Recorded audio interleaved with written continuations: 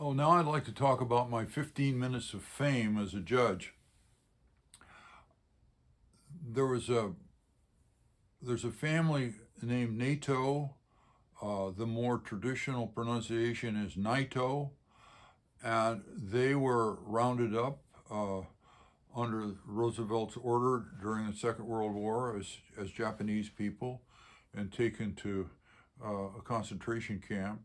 When they got out and they came back to Portland, they had basically nothing, as I understand it, and they began importing little trinkets and curios that the Japanese people started making after the war to begin their slow climb of economic recovery. And they sold those things and distributed them out of a semi warehouse in their garage at their house. Well, gradually, they began buying land in what we call Chinatown here in Portland, and uh, the there were two brothers who were entrepreneurs and worked long and hard building their family corporation, and they were buying property in Old Town for the tax assessed value minus the cost of demolition of the dilapidated buildings that were there. And they also bought what had been the Montgomery Ward building in Northwest Portland. Uh, and they bought that for a song uh, and developed it into a commercial uh, site, commercial office building. They also these two brothers. One of them was modern. The other one, the older one, was old fashioned. The old fashioned brother Sam had married a traditional Japanese lady who recognized all of the Japanese customs and holidays and so on. The younger brother Bill was, I always think of him sort of like the Woody Allen of the family. He was a snappy dresser, uh, used to wear a tam, and he had new ideas, and he was also the risk taker of the two.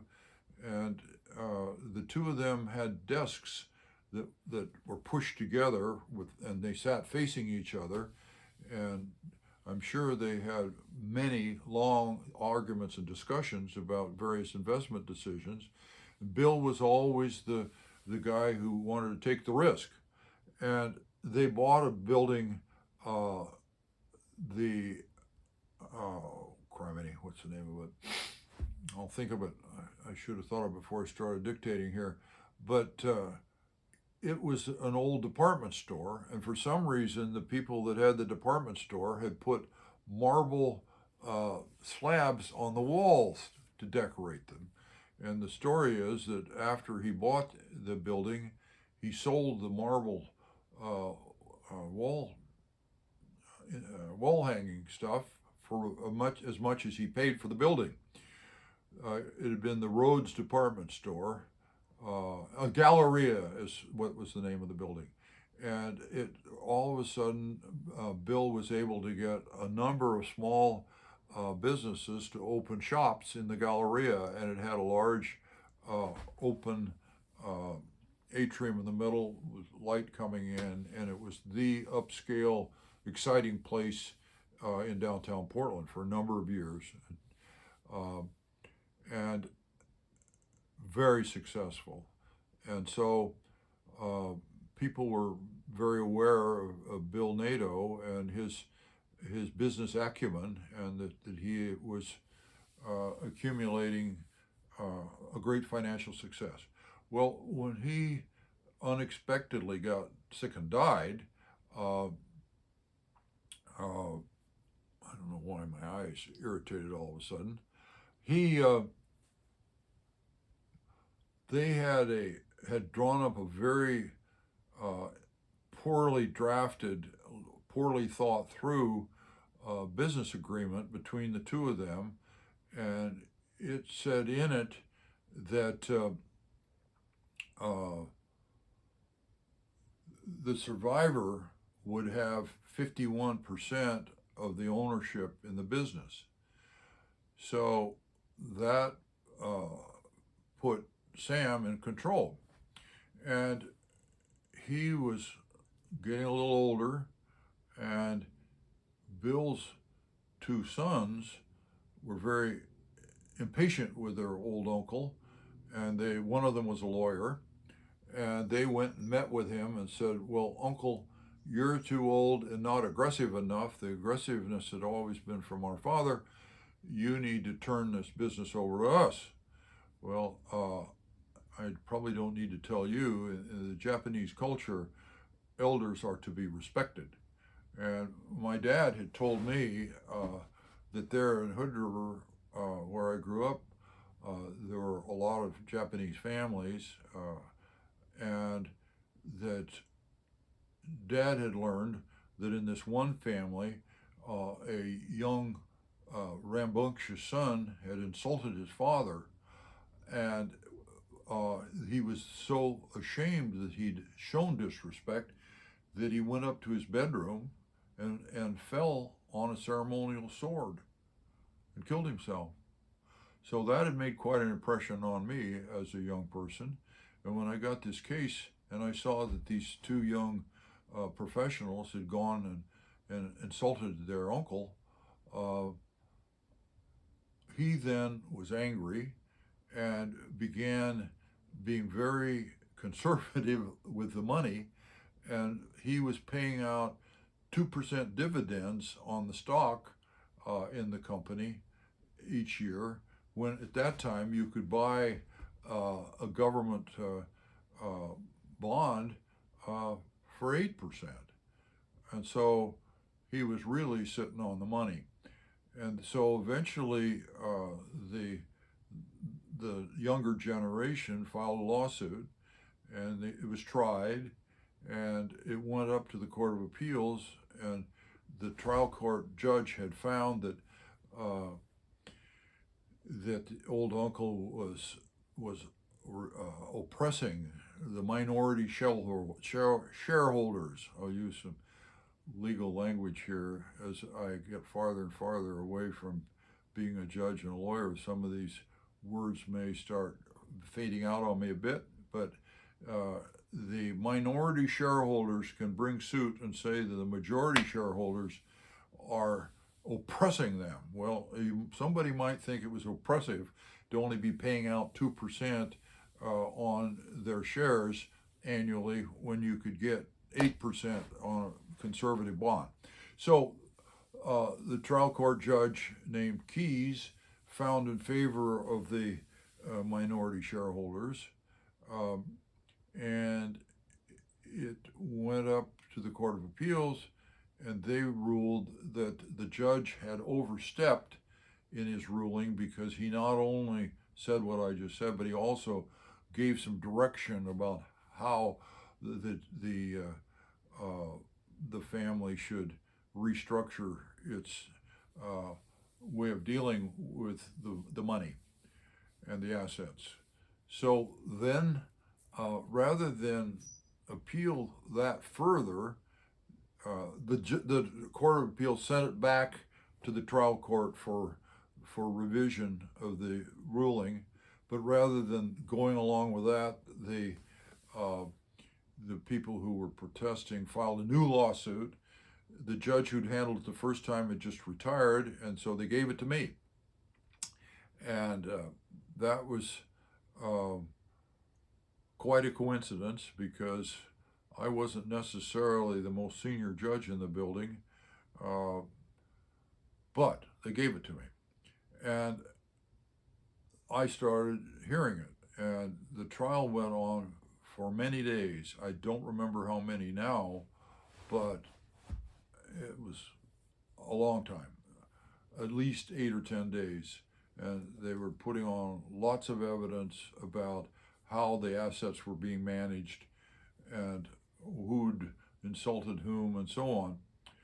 And I realized that the person who was in charge, whatever the court said, was the old uncle. And if we were going to get this resolved, we needed to show him some respect. So every time there'd be a recess, I wouldn't immediately get up off my chair and go back into my so-called chambers like judges typically do. I'd stay out there and I'd start chatting, striking up a conversation uh, with the old uncle who was represented by a lawyer that I'd gone to as a field American Field Service exchange student. I'd gone to, and so I knew his lawyer from far back, and I didn't talk during these recesses anything about the case. That would have been improper without everybody there. But I would. I asked him, "Do you remember Jack? Have you ever been interested in Jack Benny?" And he said, "Oh yeah, I have." And I said, "Well, of course, Jack Benny was famous for being old-fashioned and being frugal, uh, and he had all these jokes about spending a little bit of money, upsetting him, and so on. But I didn't get into that, except I said, it's been really bothering me lately. I've been trying to remember the name of the man who was guarding Jack Benny's safe that he had in the vault that he had in the basement of his house. If he had to spend anything over $100, he'd have to go down in the vault and get some money because he was keeping all of his money very close.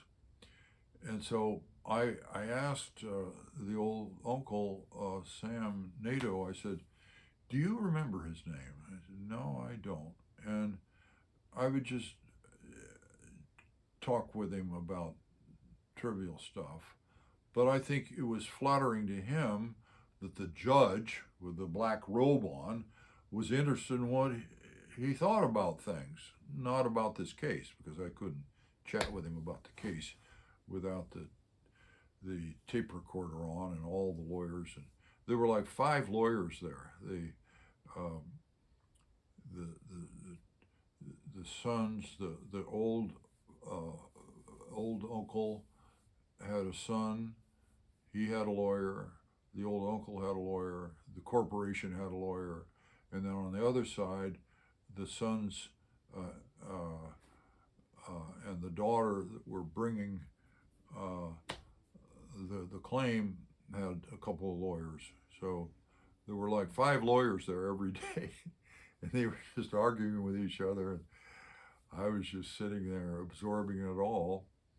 And so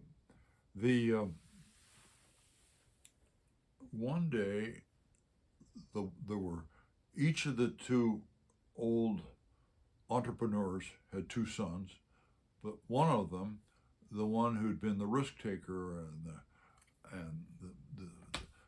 he had a daughter also, and she came in to testify one day, and I don't remember what led up to this, but all of a sudden she turned in the witness stand and looked right into my face and said, "Judge, this family needs a divorce." And I was doing some divorce work both as a lawyer and as a judge, and I think she's right. This was a deep cultural conflict between the more modern Bill Nato and his modern ideas and his blonde wife who'd had a degree in economics from Chicago University and didn't do any of the old-fashioned Japanese holidays, and then the conservative brother who wanted all things to be as they had been. So I got to thinking about it. They had gone to mediators, I think 3 times, and the mediations had all failed. So I came in, I was getting ready to rule that there was oppression and that there was going to have to be some restructuring to give the the family members more fair share of the estate. And I kind of signaled that without saying for sure that I was going to do it. But the lawyer for the old uncle became very upset. He came in one day. He was a heavy man, and he sat down in his chair so hard he broke, and that was pretty embarrassing. But anyway, I had all of a sudden I had an idea, and I don't remember that I particularly went and talked with anybody else about this.